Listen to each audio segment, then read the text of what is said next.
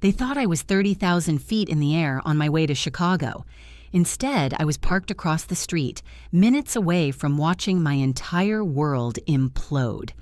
The condensation from my breath kept fogging up the side window, and I had to wipe it away with the sleeve of my jacket every few minutes. Each time, my fingers would brush against the cold glass, a stark reminder of the chill that had settled deep in my bones. It had nothing to do with the dreary November weather outside. It was a cold that came from within, a creeping dread that had been my constant companion for the last 3 weeks. My coffee, purchased 3 hours ago, was a forgotten bitter sludge in the cup holder. I couldn't have stomached it anyway. My throat was too tight, my stomach a tangled mess of nerves. From my position parked across the street and 2 houses down, I had a perfect, heart-wrenching view of the front door of the apartment I shared with Mark. Our apartment. The place I had lovingly decorated, filled with photos of our smiling faces, the place where we'd built a life over the past 4 years. Right now, he thought I was 30,000 feet in the air, on my way to a marketing conference in Chicago. He'd kissed me goodbye at the airport security line that morning, a long, lingering kiss that felt more for show than for genuine affection. "Be safe," he'd whispered, his hand caressing my cheek. "Call me when you land. I already miss you." I'd smiled, a brittle, fragile thing that felt like it might shatter on my face. "I will," I'd promised, my own voice sounding foreign in my ears. The lie tasted like acid. I didn't go through security. I waited until he was out of sight, then turned around, walked out of the departures terminal, and took a cab straight to a rental car agency. The plan had been forming in my mind for weeks, a dark and ugly seed of suspicion that had finally taken root and sprouted into this moment of terrible clarity. It started with small things. His phone, which used to be communal property, was now always screened down on the table or tucked away in his pocket. He'd started taking late-night drives to clear his head, something he'd never done before. Then, 2 weeks ago, I saw it. I was walking behind him in the kitchen and his phone lit up in his hand, a message from a Jessica with a string of heart emojis. When I casually asked who Jessica was, he'd stammered, saying she was a new, overeager project manager from work. His eyes didn't meet mine. That was the moment the floor beneath my feet turned to quicksand. So I manufactured the Chicago conference. I printed a fake itinerary. I packed a suitcase with old clothes I didn't care about, which I'd stashed in an airport locker. I played the part of the devoted, slightly stressed girlfriend heading out on a business trip. And he played his part perfectly, too. The loving boyfriend helping with my bag, worrying about my flight, promising to hold down the fort. He was a better actor than I was. His performance was flawless. Mine was fueled by a desperate, sickening hope that I was completely and utterly wrong, that I was crazy, paranoid, and about to blow up the best relationship of my life for nothing. I prayed I was wrong.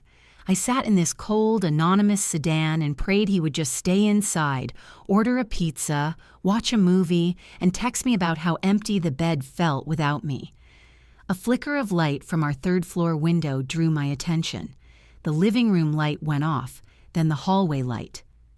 My heart began to hammer against my ribs, a frantic, trapped bird. This was it.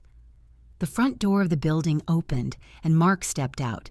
He wasn't dressed for a lonely night in. He wore his good, dark-washed jeans, the ones I loved, a fitted gray Henley that showed off his shoulders, and his leather jacket. He ran a hand through his hair, a nervous, excited gesture. He looked good. He looked happy. A wave of nausea rolled over me.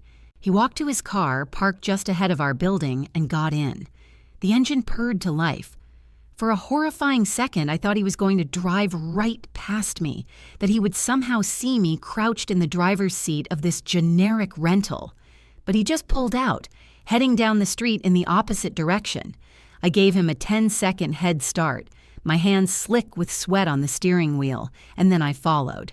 He didn't go far, just 6 blocks, turning onto a quieter, tree-lined residential street I recognized. He pulled over to the curb, right next to a small park, and cut the engine. He just sat there, his silhouette stark against the glow of a streetlight. What was he doing? Waiting. My blood ran cold. He was waiting for someone. I parked half a block behind him, my own lights off, my engine silent. Every second felt like an hour. Was I really doing this?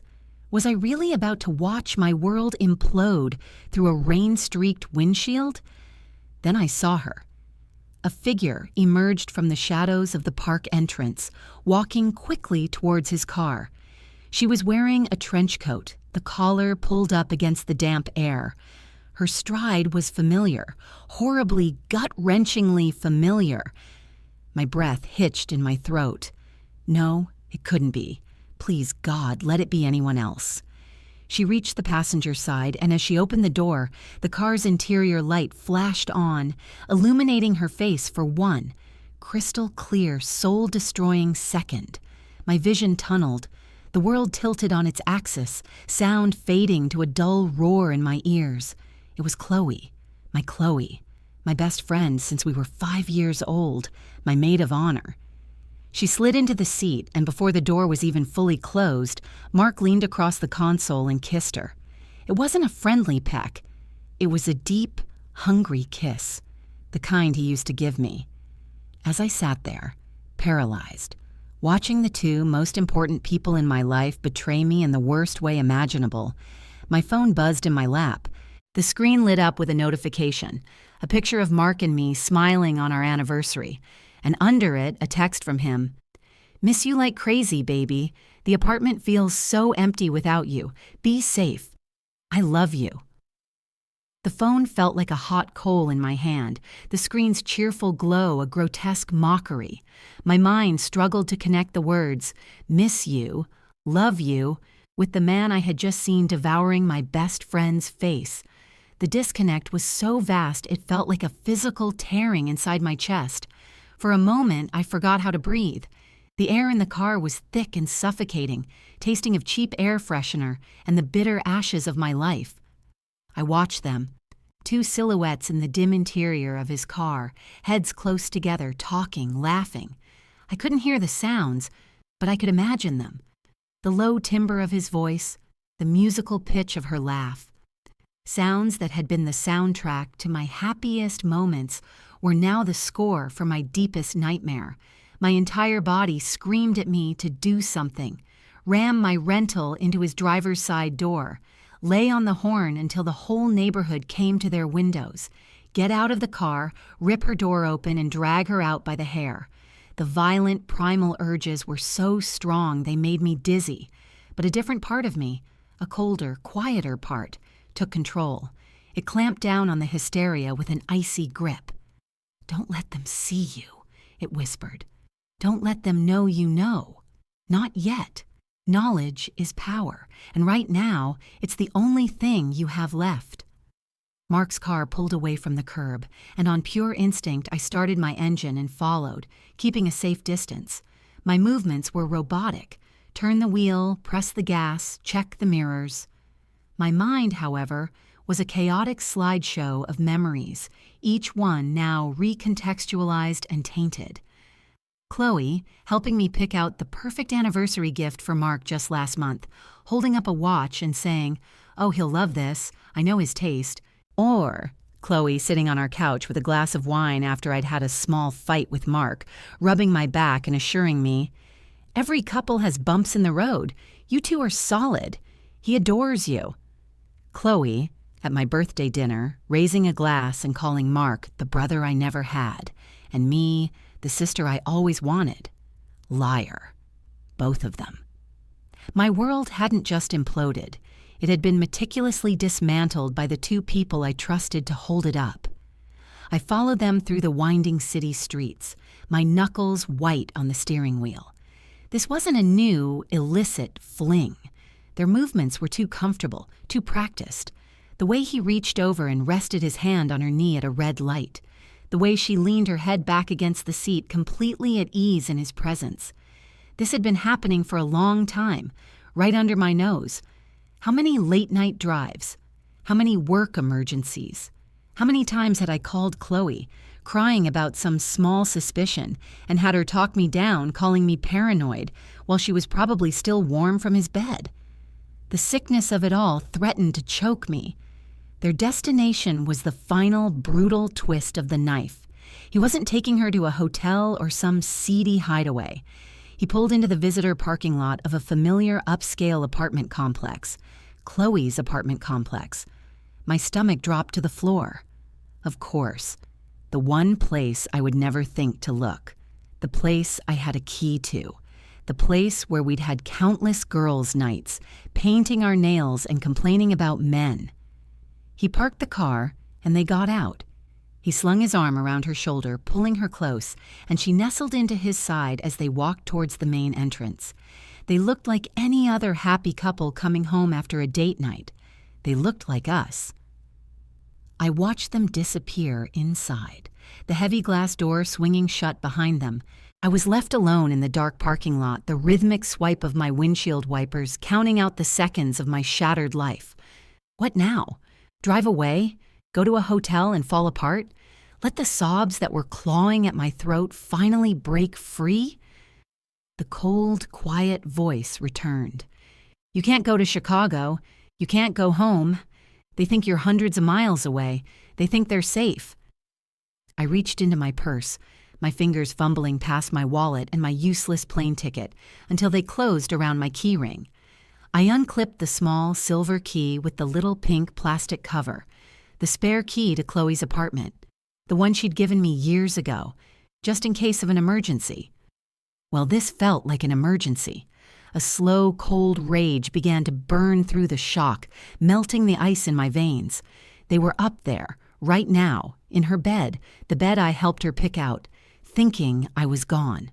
An idea, terrible and brilliant, began to form in the ruins of my mind. I cut my engine, the silence in the car suddenly deafening.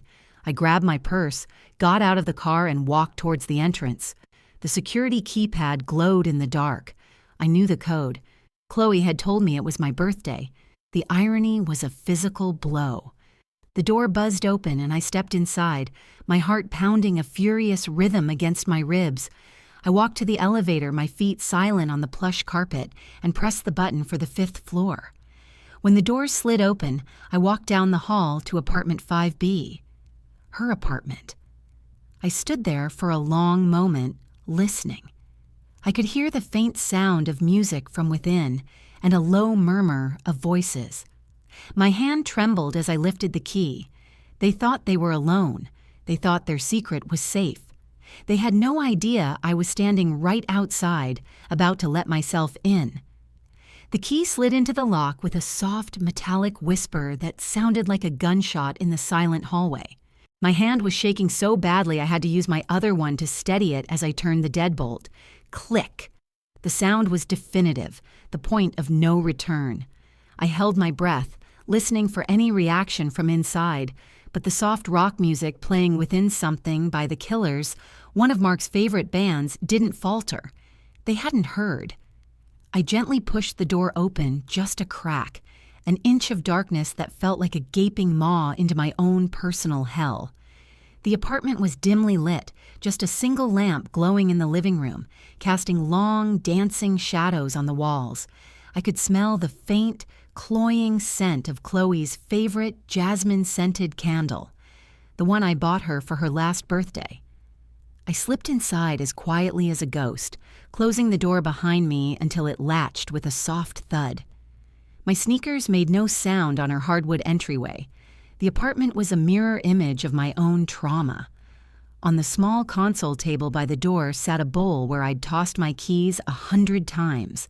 On the wall hung a framed photo of the 3 of us at the beach last summer, arms slung around each other, squinting happily into the sun. The sight of it sent a fresh wave of nausea through me. I was a trespasser in a life that was interwoven with my own, a specter at my own wake. From my hidden vantage point in the dark entryway, I could see into the main living area, and there they were. Chloe was on the couch, curled up with her legs tucked under her, wearing one of Mark's old university sweatshirts that had gone missing from our laundry months ago. The sight of it was a small, sharp stab to the heart. Mark was in the kitchen, his back to me, rummaging through her refrigerator. "Red or white?" he called out, his voice casual, familiar, as if this was his kitchen, his home. "Red, please," Chloe called back, her voice light and happy. "The good stuff you brought last week." Last week, while I was working a late shift, thinking he was at home watching the game. The lies were a tangled, suffocating web, and I was seeing the full, hideous scope of it for the first time. He pulled out a bottle of Cabernet Sauvignon and 2 glasses. Not cheap glasses, but the crystal ones I'd helped Chloe pick out for her housewarming. For special occasions, she'd said. Apparently, betraying your best friend was a special occasion. He poured 2 generous glasses, his movements fluid and practiced. He placed one on the coffee table in front of her, and she looked up at him with an expression of such pure, unadulterated adoration that it stole the air from my lungs. It was the way she used to look at me when she'd tell me how lucky I was to have him. He sat down beside her, not close, but not far either, intimately spaced. He picked up the remote and flicked through the channels. "Anything you want to watch?" he asked. "Nah," she said, taking a sip of wine. "Let's just talk. I feel like I haven't really seen you all week." The audacity of it was breathtaking. My blood began to boil, a hot, furious current that scorched away the shock and left behind a raw, hardened core of rage. Talk? They wanted to talk? I wanted to scream. I wanted to shatter the picture-perfect illusion of their cozy little evening. But the cold, calculating voice in my head held me back. Not yet. Let them get comfortable. Let them reveal everything. "I know," Mark sighed, running a hand through his hair. "This week has been hell. All the sneaking around, planning her fake trip. It's exhausting." My knees felt weak. I leaned against the wall to keep from collapsing. He hadn't just gone along with my lie. He had helped plan it. He had wanted me gone. Chloe reached out and put her hand on his thigh, a gesture of comfort. "I know, honey, but it's worth it, right? Just a little longer. After she gets back from Chicago, you just have to find the right time to end it. Gently. Gently." Mark let out a harsh, bitter laugh. "There's no gentle way to do this, Chloe. She's going to be devastated. She thinks we're going to get engaged next year." "My own plans," whispered to Chloe in confidence over late-night phone calls. Every secret I had ever shared, every vulnerability I had ever exposed, she had collected like ammunition and handed it directly to him. "She'll get over it," Chloe said, her voice dismissive. She took another sip of wine. "People break up. She's stronger than you think. And besides," she added, her voice dropping to a seductive purr as she leaned closer to him, "isn't this better? Isn't this what you really want?" Mark looked at her, his expression softening. He reached out and tucked a stray strand of hair behind her ear. "You know it is," he said softly. "It's always been you." That was it. That was the final blow. The carefully constructed dam inside me broke, and a torrent of pure, unadulterated fury washed over me. I wasn't just going to confront them. I was going to ruin them. My eyes scanned the dark entryway, and my gaze fell on the console table. Next to the photo of the 3 of us was Chloe's stylish, expensive Voss, the one her parents had given her. It was heavy, ceramic, and perfectly shaped for my hand. My mind went eerily calm.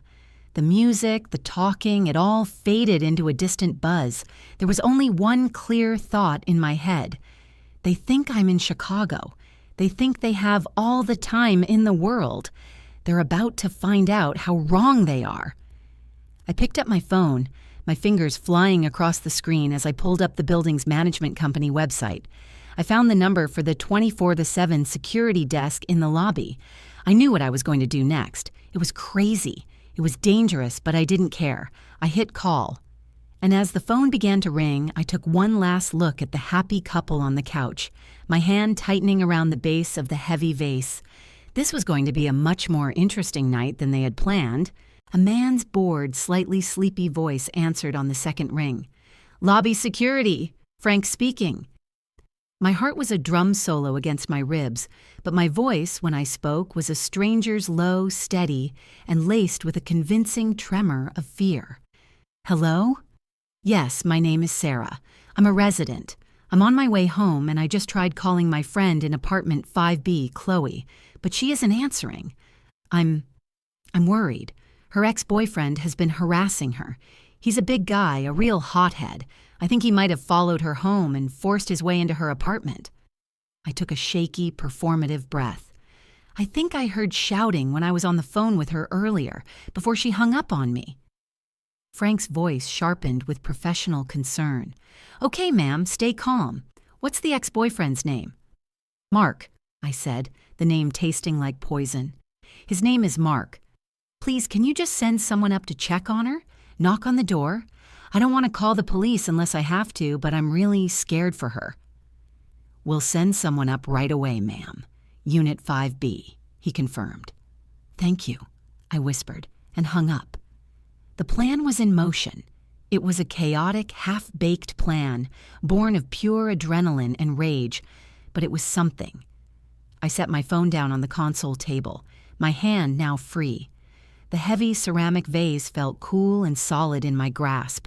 In the living room, Mark and Chloe were oblivious, lost in their own treacherous little world. He had leaned in to kiss her, a soft, lingering kiss that made my stomach churn. I had maybe 2 minutes, 3 at most, before security arrived. It was time for the curtain to rise on my little play. I took a deep breath, stepped out from the shadows of the entryway, and strode into the living room. The floorboards didn't even have a chance to creak before Chloe saw me. Her eyes widened, the wine glass frozen halfway to her lips. Her mouth opened, but no sound came out. She looked like a ghost had just walked through her wall. Mark, feeling the sudden tension, turned his head. His face went through a rapid-fire series of emotions. Confusion, disbelief, dawning horror, and finally, pure, unadulterated panic. His face went pale, a sickly, clammy white. Sarah, he breathed, his voice a choked whisper. What are you doing here? Your flight. My flight? I asked, my voice dangerously calm. I took another step into the room, letting them see the vase in my hand. I wasn't holding it like a weapon, just holding it, letting them wonder. Oh, there was a change of plans. I let my eyes drift from his terrified face to Chloe's. She had scrambled to her feet, clutching the stolen sweatshirt around her like a shield. Tears were already welling in her eyes. Hello, Chloe. Cozy little night in? Sarah, it's not what it looks like, she stammered, the classic, pathetic excuse of the guilty. Isn't it? I laughed, a harsh, ugly sound that didn't feel like my own. It looks like my boyfriend and my best friend are enjoying a bottle of wine in her apartment while I'm supposed to be on a plane to Chicago. It looks like you're wearing his sweatshirt. It looks like you've been lying to my face for months, maybe years. Am I missing anything? Mark stood up, taking a tentative step towards me, his hands raised in a placating gesture. Baby, listen to me. We can explain. Just put the vase down. Don't you dare call me baby, I snarled, my voice dropping to a low growl. The rage was a living thing inside me now, hot and exhilarating. You lost that right when you decided to stick your tongue down her throat. I gestured with the vase towards Chloe. And you, I said, my voice dripping with contempt, my maid of honor, my sister. How many times did you sit there and listen to me cry about my insecurities? How many times did you tell me I was crazy for thinking something was wrong? You fed him my secrets, didn't you? You told him about my engagement dreams so he'd know exactly how to break my heart, gently. Chloe flinched as if I'd slapped her. The tears were streaming down her face now. I never meant to hurt you, she sobbed. That's when I heard it. A firm, authoritative knock at the door. Knock, knock, knock. Mark and Chloe both jumped, their eyes darting towards the sound. Panic turned to sheer terror on their faces. They were trapped. Lobby security, a voice called from the hallway. We had a call about a disturbance. Is everything all right in there, Miss Chloe? I smiled, a wide, feral grin. This was the moment. the culmination of my chaotic plan. Mark looked from the door back to me, his eyes pleading.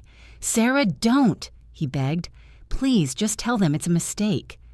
I looked right at him, my smile never wavering.